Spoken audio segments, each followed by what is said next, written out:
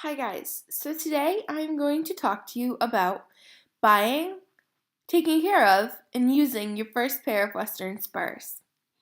So, when buying your first pair of Western Spurs, you need to make sure that you first consult or watch many videos or even do some research online about your first pair of Western Spurs and what kind of spurs you should have.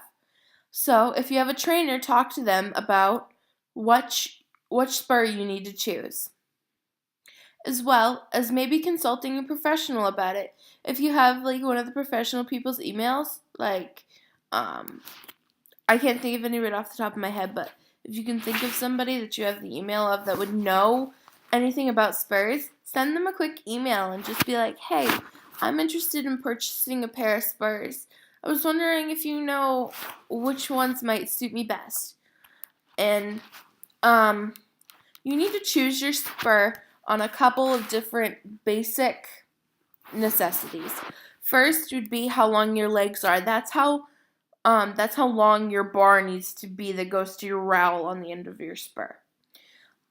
Second thing would be your personality. Like my spurs, I have roses and thorns and a gold rowel. So you can like get them in silver or gold completely. It's like totally your opinion. They have all kinds of spurs.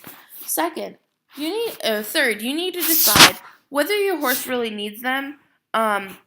So if your trainer is talking to you about getting spurs, then I would recommend going and really talking to them in depth about spurs. Spurs can be a very difficult thing. You can really mess a horse up by not using the right spurs on the right horse. If you just feel like you need a little bit of extra support there on your leg, then you should really use a small, dull rowel. And the rowel is the spinning part that's on the end of a Western spur, like this. This is your rowel.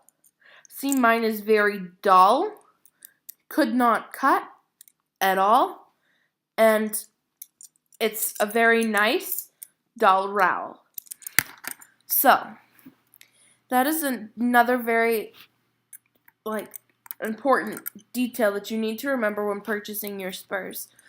You need to make sure that also if you feel like you need a pair of spurs, where it doesn't matter what kind of riding you're doing. If you think you just need a spur because you're doing some training activities, then that's awesome. I think a pair of spurs are great if you know how to use them.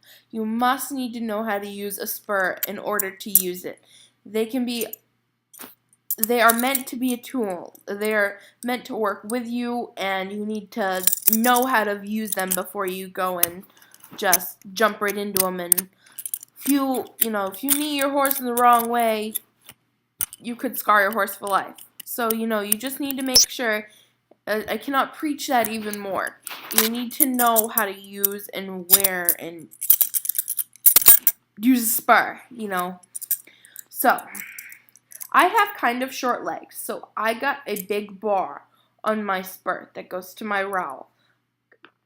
Very nice long one with a nice rowel on it.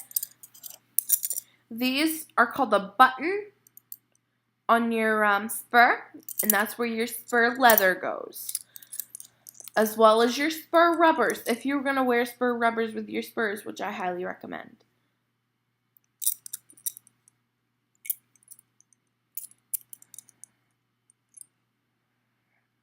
Okay, now we're going to talk about how to put your spur on your boot.